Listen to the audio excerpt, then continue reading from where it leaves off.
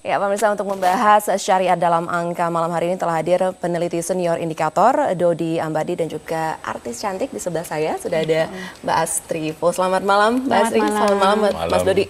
Tadi kita sudah punya beberapa hasil survei tentang lebih memakai pakaian yang sedikit terbuka. Mungkin kita lihat sedikit, kita akan bahas dulu hasil survei tadi. Pertama ini adalah untuk responden laki-laki. Ada 84% yang mengatakan mereka keberatan. Walaupun kita tahu sebenarnya ya laki-laki ini keberatan pacar atau istrinya pakai pakaian terbuka, tapi dia suka melihat wanita lain berpakaian terbuka. Fitrahnya ya. Fitrahnya.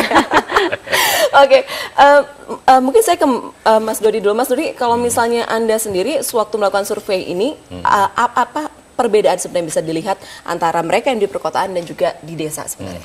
Sebetulnya asumsinya itu kalau di pedesaan itu kita anggap atau kita andaikan mereka itu lebih konservatif, lebih memegang nilai-nilai tradisi, termasuk agama juga di sana. Oleh karena itu kita menduga ada perbedaan. Tetapi ternyata kemudian temuan kita mereka yang tinggal di pedesaan, kawasan pedesaan atau kawasan perkotaan sama saja, mereka sama-sama keberatan. Jadi tidak pas atau tidak cocok kalau kemudian kita katakan bahwa orang pedesaan itu lebih konservatif. Ini sama. Sama saja orang perkotaan dan orang pedesaan. Nah, kemudian yang jadi pertanyaan di sana adalah konservatisme itu dalam arti budaya atau dalam arti agama, kan begitu. Kita tidak memberikan konotasi apapun terhadap konservatisme itu, tetapi bahwa mereka cenderung untuk memegang nilai-nilai agama atau nilai-nilai budaya yang sudah ada. Nah, oleh karena itu kemudian bisa saja di sana itu karena soal budaya, karena misalnya tidak setuju kalau misalnya punggungnya terbuka terlihat, tetapi kan mungkin pakaian biasa mereka akan oke. Nah, kemudian tapi bisa juga punggung terbuka dan sebaiknya pakai jilbab. Nah, itu kan bisa juga ada dua interpretasi semacam itu. Begitu, Jadi sewaktu Anda juga mengetahui hasilnya cukup terkejut juga ya melihat hasil ternyata di perkotaan juga cukup konservatif ternyata.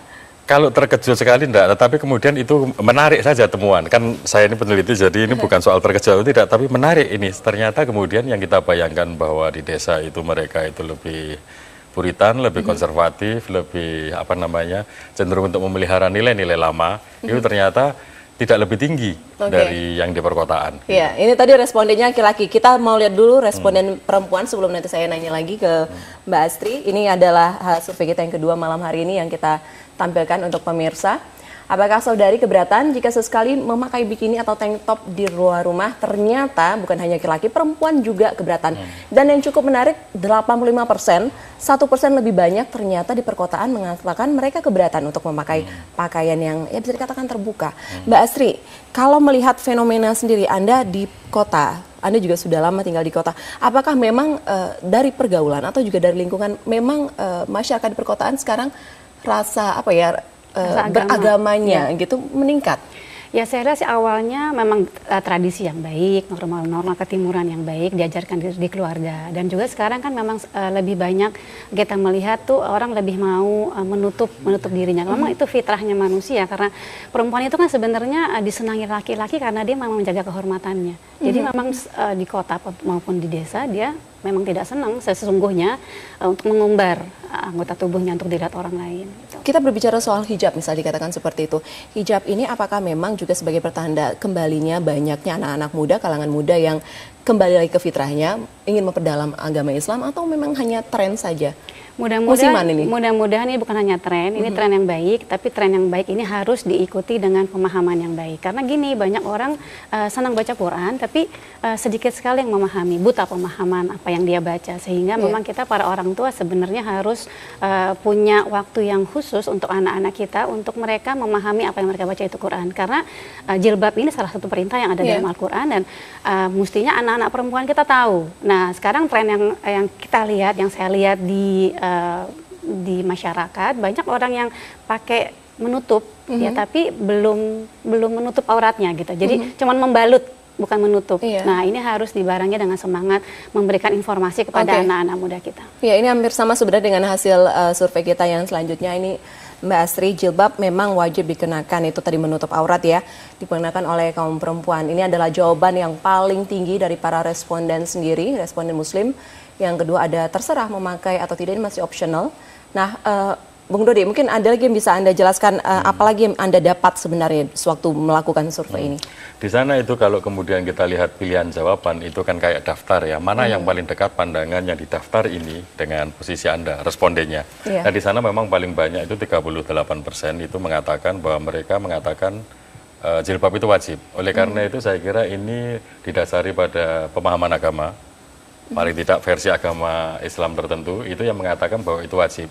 Jadi 4 di antara 10 orang itu mengatakan itu wajib. Tapi kemudian sisanya itu yang sekitar 62% itu mengatakan macam-macam alasannya. Bisa karena mode, bisa juga karena itu tidak memelihara perempuan dari pandangan laki-laki, dan kemudian di sana itu juga jilbab nampak menarik, dan kemudian juga ada misalnya kayak perempuan tidak memakai jilbab itu seharusnya perempuan tidak usah mengenal jilbab dan seterusnya. Di sana itu ada banyak pilihan. Nah, jawaban-jawaban yang bervariasi itu mungkin motivasinya jadi berbeda dengan apa yang kita bayangkan, bahwa itu mungkin berasal dari agama, perintah agama. Karena yang mengatakan seperti itu 38%.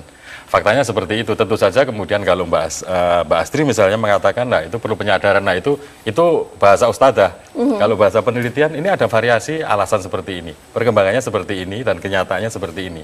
Nah soal kemudian ada yang mau membawa pandangan bahwa itu wajib, itu silahkan. Dan itu ustadz atau ustadzah yang melakukan seperti itu. Oke, tadi kita sudah berbicara soal jilbab. Ini selanjutnya kita juga punya survei, ini belum kita tampilkan. Langsung saja kita akan lihat hasil survei kita selanjutnya. Ini berhubungan dengan miras. Minuman keras ini banyak razia biasanya mendekati bulan Ramadan dan pada saat bulan Ramadan. Apakah saudara atau saudari setuju dengan pernyataan minum miras sesekali itu tidak apa-apa asalkan tidak sampai mabuk? Nah, ternyata 85% mengatakan mereka tidak setuju. Mereka setuju. Dan yang menarik lagi, di perkotaan juga sangat tinggi sekali, 87% tidak setuju. Bahwasanya minum sekali-sekali tidak apa-apa asalkan tidak mabuk. Nah, saya ke Mbak Astri lagi. Mbak Astri, kita tahu sebenarnya occasional drinker gitu ya, bisa dikatakan orang yang sekali-sekali nge-wine di perkotaan itu sudah sangat biasa sekali. Kalau